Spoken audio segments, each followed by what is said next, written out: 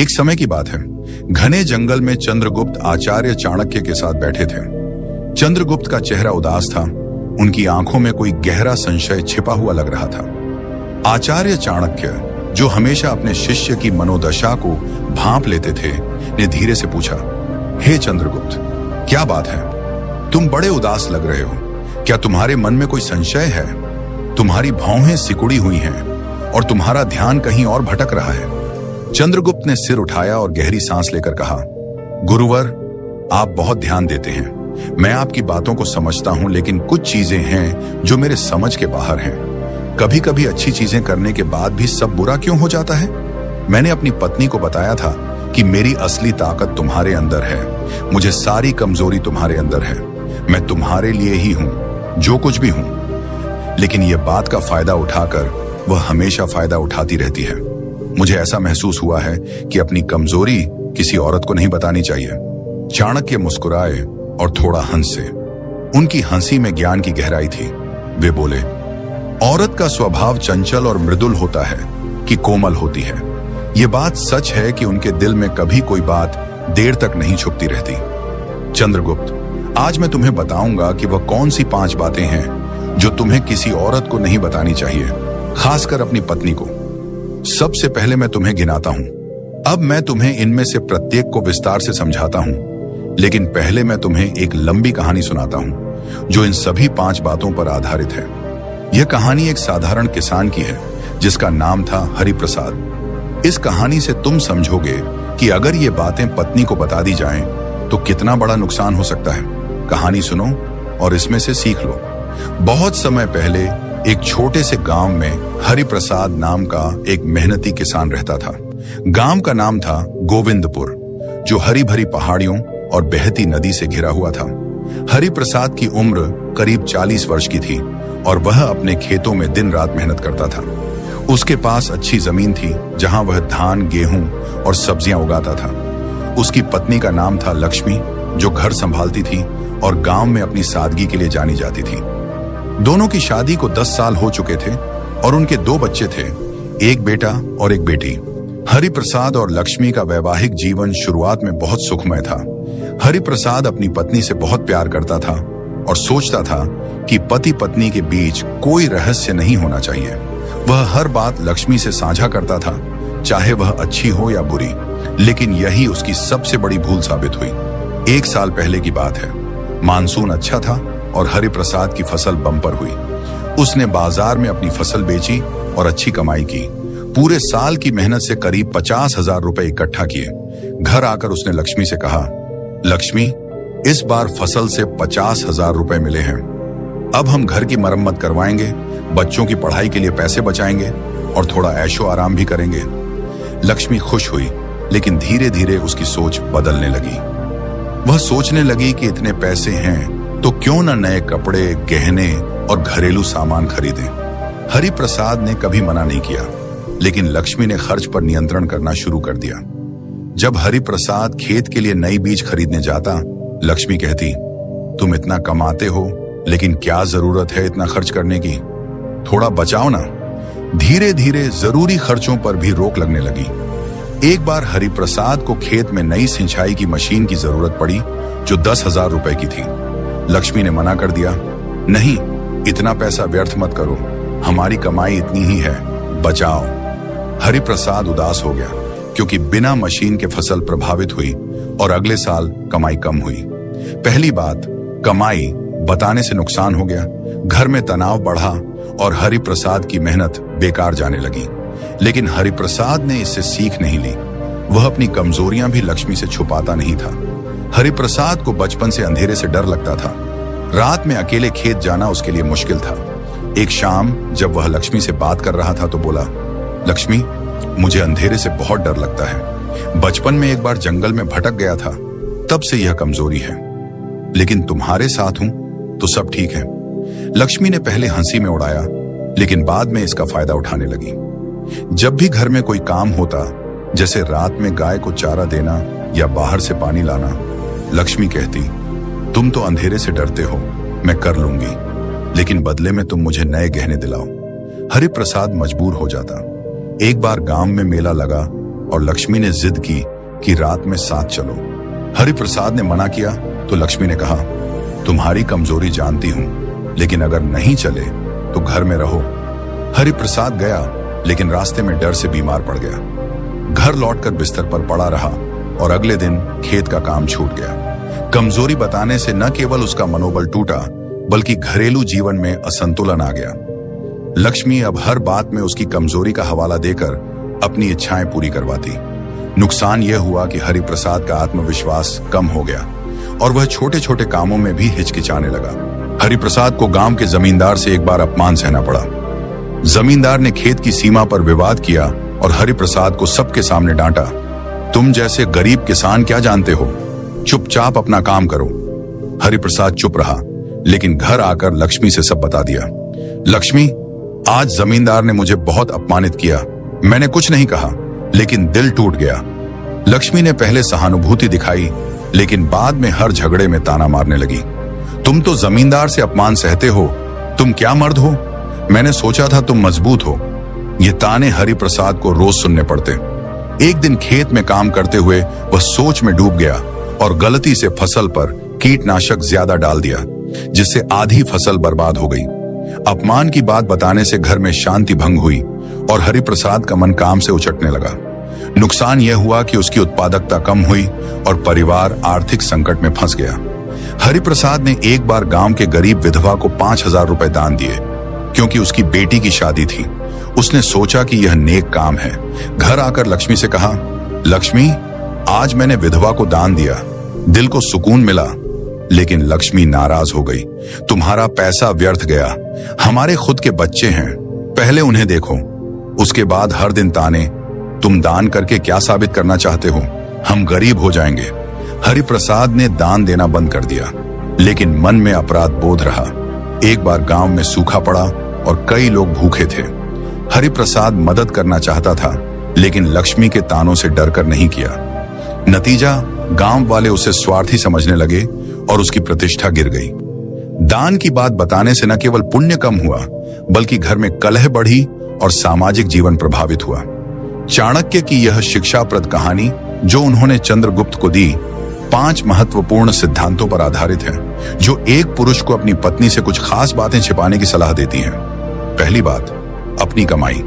चाणक्य का यह पहला सिद्धांत कि एक पुरुष को अपनी आय के बारे में अपनी पत्नी को नहीं बताना चाहिए, भारतीय संस्कृति और पारिवारिक गतिशीलता के संदर्भ में गहरा अर्थ रखता है। चाणक्य का यह विचार केवल धन की गोपनीयता तक सीमित नहीं है, बल्कि यह वैवाहिक जीवन में संतुलन, स्वायत्तता और मनोवैज्ञानिक गतिशीलता को बनाए रखने के बारे में भी है। चाणक्य के समय में पुरुष परिवार का मुख्य आर्थिक आधार हुआ करता था। वह आय का प्रबंधन करता था और परिवार की आर्थिक जिम्मेदारियों को संभालता था। चाणक्य का मानना था कि यदि पत्नी को पति की पूरी आय का पता चल जाए, तो वह खर्चों पर नियंत्रण करने की कोशिश कर सकती है। यह नियंत्रण कई बार अनावश्यक तनाव का कारण बन सकता है। चाणक्य के अनुसार पत्नी का स्वभाव सुरक्षा और स्थिरता की तलाश में होता है। यदि उसे आय की पूरी जानकारी हो, तो वह खर्चों को सीमित करने की कोशिश कर सकती है, जो जरूरी खर्चों को भी प्रभावित कर सकता है। इससे घर में तनाव बढ़ सकता है और वैवाहिक सुख में कमी आ सकती है। भारतीय संस्कृति में परिवार की आर्थिक जिम्मेदारी अक्सर पुरुषों पर होती थी, खासकर चाणक्य के समय में। पत्नी का कार्य क्षेत्र मुख्य रूप से घरेलू और सामाजिक जिम्मेदारियों तक सीमित था। चाणक्य का यह सुझाव उस समय के सामाजिक ढांचे को ध्यान में रखकर दिया गया था, जहां पुरुष की आय का प्रबंधन और उसका उपयोग परिवार की समग्र भलाई के लिए किया जाता था।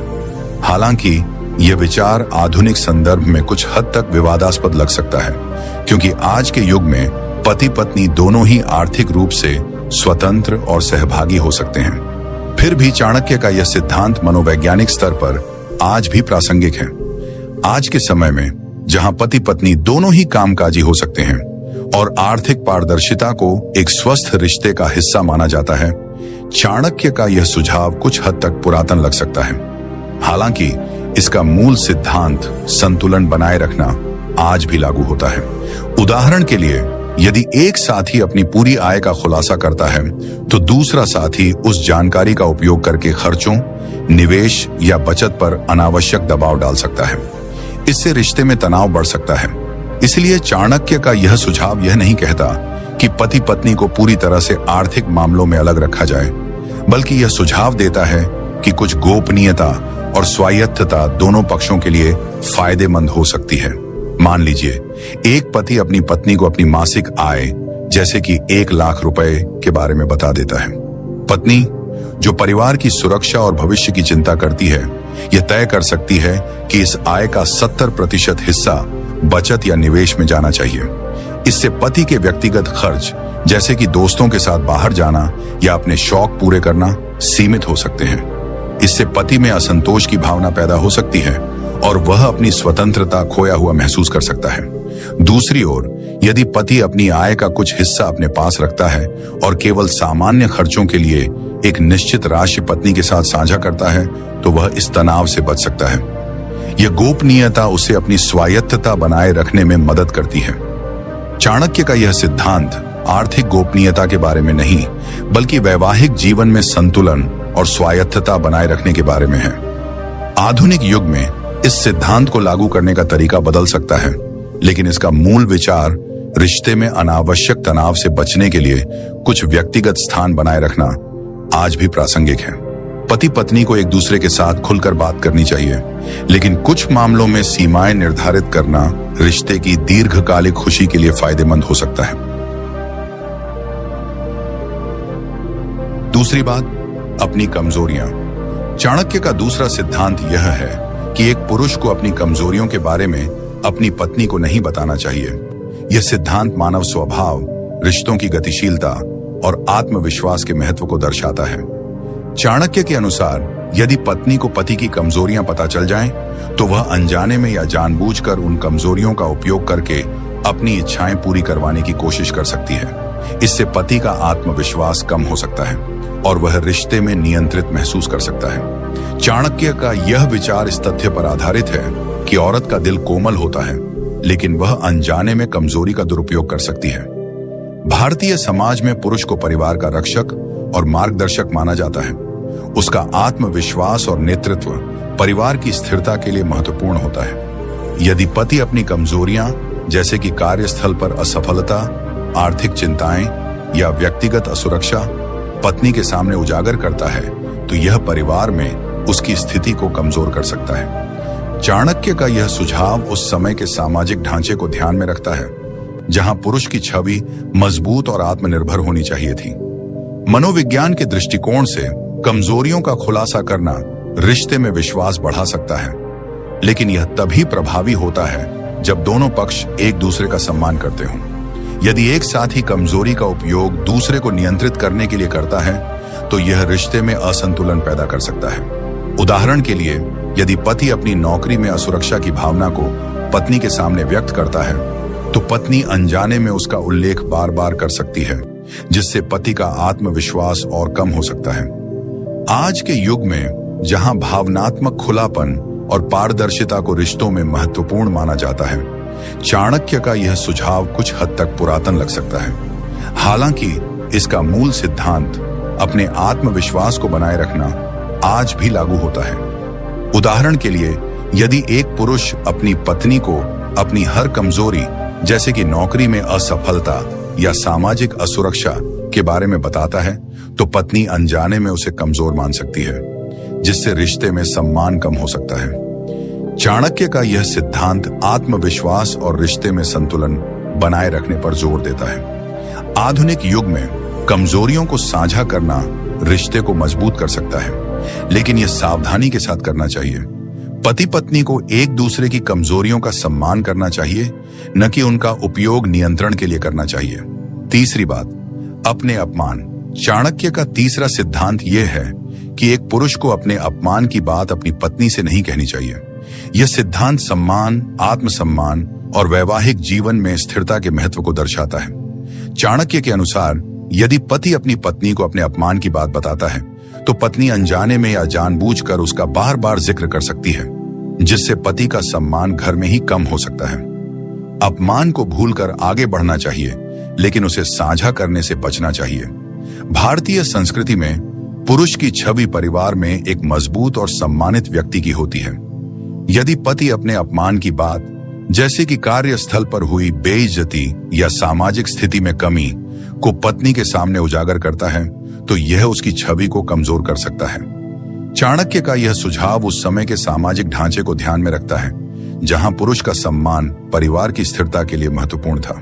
मनोविज्ञान के दृष्टिकोण से अपमान का खुलासा करना रिश्ते में विश्वास बढ़ा सकता है, लेकिन यह तभी प्रभावी होता है जब दोनों पक्ष एक दूसरे का सम्मान करते हों। यदि पत्नी अपमान का जिक्र बार बार करती है तो यह पति के आत्मसम्मान को ठेस पहुंचा सकता है।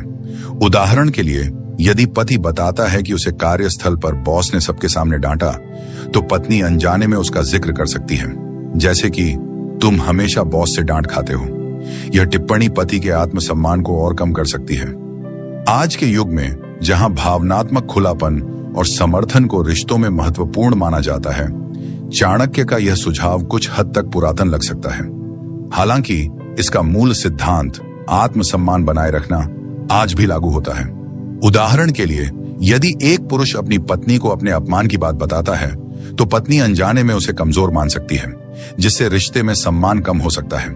मान लीजिए एक पति अपनी पत्नी को बताता है कि उसे कार्यस्थल पर एक सहकर्मी ने सबके सामने अपमानित किया।